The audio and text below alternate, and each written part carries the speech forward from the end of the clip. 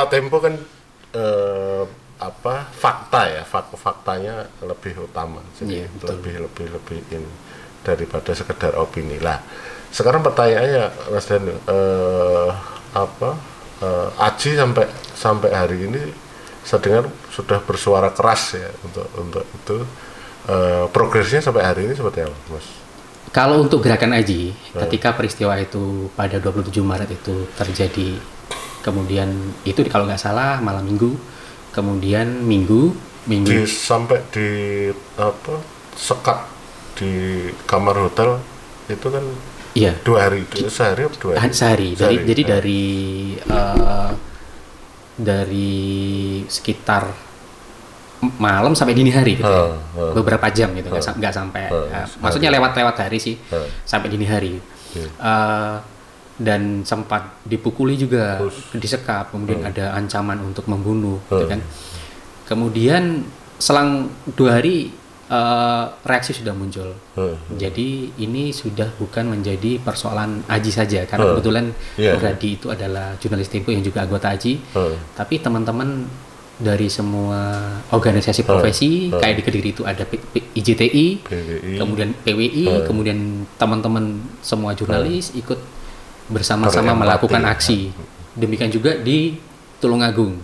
Jadi anggota Aji Kediri yang ada di Tulungagung juga menginisiasi gerakan serupa gitu ya. Kemudian begitu juga di Indonesia, dan itu berlangsung secara simultan selama 1 bulan itu terus dan bersambung sampai dengan sekarang gitu ya. Kemudian teman-teman di kepengurusan Aji Nasional itu juga berusaha untuk menemui dan menyatakan pernyataan sikap kepada kepada Menko Polhukam Mahfud MD. Juga Dewan Pers ada semacam pernyataan sikap juga gitu untuk istilahnya Aji bersama dengan koalisi masyarakat sipil mendesak supaya kasus ini dituntaskan gitu. Dan progres dari, meskipun kita sudah melakukan tekanan publik sedemikian rupa, kemudian juga ada komitmen dari Menko Polhukam untuk istilahnya komitmen untuk menuntaskan kasus ini, tapi sampai dengan 1 bulan ini informasi yang kami terima dari teman-teman di Surabaya, kasus itu sudah ditingkatkan menjadi penyidikan, tapi kami masih belum tahu siapa tersangkanya gitu ya. Jadi kasus, padahal di situ nama-nama yang disebutkan oleh saksi korban sudah sangat jelas sekali siapa eksekutor di lapangan gitu ya. Oke, jadi ini masalah penegakan hukum, tapi tidak hanya soal di dunia jurnalis saja yang problem, karena beberapa hal kita lihat di masyarakat penyelesaian kasus juga seperti itu. Jikalau ini boleh kan berandai-andai, jikalau nanti ke depan ini tidak terungkap, apa reaksi Aji? Maksudnya kan harus ada timeline atau target ya, ini harus diselesaikan dalam tempo yang sesingkat-singkatnya atau frame-nya Aji itu seperti itu yang terkait dengan. Yang jelas ketika kasus itu tidak diusut sampai dengan menyeret aktor intelektualnya, Aji akan terus menyuarakan itu dengan berbagai aksi yang soft atau hard gitu ya, maksudnya gerakan jalanan atau gerakan kampanye digital seperti yang kami lakukan selama ini. Itu akan terus kami suarakan karena ini menjadi tonggak bagi kami gitu. Ketika katakanlah kasus Nurhadi ini tidak bisa dituntaskan gitu ya, bukan tidak mungkin, kami khawatir ada Nurhadi yang lain gitu. Terus ini yang jelas kelihatan mata siapa pelakunya, kemudian diduga ada yang mengarahkan gitu ya, karena di situ ketika melakukan aksi apapun, eksekutor di lapangan itu menurut informasi dia selalu kontak dengan orang yang disebut bapak, dalam tanda kutip bapak itu siapa gitu ya. Hanya saja mungkin ini akan menjadi sangat pelik ketika di situ diduga melibatkan aparat juga untuk kasus penganiayaan itu. Oke, mengulik dari itu ya Mas, ketidakpuasan terhadap ini mungkin saya bicara data ya, misalkan kalau di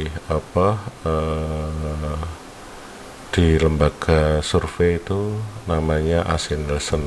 Kalau penjenengan di TV kan kemarin mesti bersinggungan dengan itu. Betul. Terus kalau di pemantau regulatornya ada indeks kualitas program siaran di KPI itu. Terus ada beberapa yang terkait dengan audiens segmen meneliti kemarin di kata data ID itu kan ada ini ya hasil-hasil riset tentang penggunaan media sosial dan disandingkan dengan media mainstream. Nah, sekarang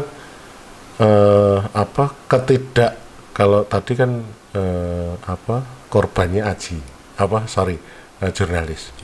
Hari ini misalkan kalau ada berita yang tidak dalam tanda petik ya, masyarakat itu kan kadang tidak tahu berita ini by setting, by design, atau mengalir seperti wajar gitu, mengalir.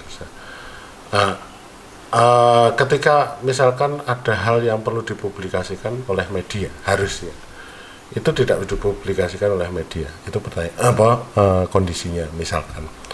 Nah, apakah hari ini itu keberimbangan itu bukan soal cover buat setnya berita, tapi keberimbangan kepentingan publik dengan kepentingan media, terutama jurnalisnya. Itu gimana menurut Mas Danu?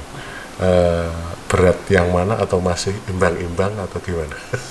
Ini merupakan bentuk autokritik juga ya. Artinya memang secara umum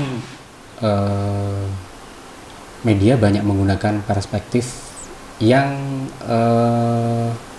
menggunakan perspektif institusi, kebanyakan gitu, kelembagaan gitu ya. Sehingga mata yang digunakan kan adalah mata dari instansi itu untuk memotret itu. Kemudian di situ kebanyakan juga kelemahan dari teman-teman media sekarang itu karena mungkin pertama kendala deadline, kedua mungkin kecepatan, sehingga akurasi ini menjadi sesuatu yang diabaikan. Kemudian yang ketiga verifikasi, kemudian perluasan sudut pandang. Harusnya kan teman-teman itu tidak mengangkat dari aspek katakanlah ketika motret kemiskinan atau apa itu katakan adalah dari kelembagaan, tapi harus ada observasi secara langsung. Bansos kayak gitu misalkan. Betul. Nah sekarang persoalannya seperti itu. Kita kan ya nggak adil dong media, misalkan contoh di salah satu kelurahan yang berhak menerima malah tidak berhak, yang sudah ekonominya sudah bagus tapi tidak. Ini sebenarnya kan tugas jurnalis untuk mengungkap, tapi pada kenyataannya kan bagi saya kurang gitu loh, mengangkat terus begini gitu. Sekarang gini, ada media kontrol.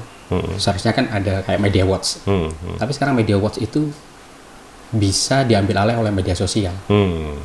Tapi persoalannya kadang-kadang media sosial itu cepat.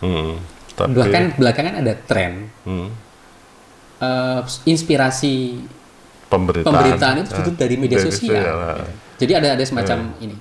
Tapi kita harus menyadari bahwa media sosial itu tingkat akuratnya masih kurang karena di situ meskipun katakanlah media mainstream itu harus ngambil dari media sosial, dia juga harus tetap melakukan verifikasi karena banyak sekali media mainstream itu yang terjebak mengambil gitu saja, ternyata itu hoax misalkan, atau lokasinya memang bukan di situ gitu. Itu menjadi menjadi pembanding juga bagi teman-teman.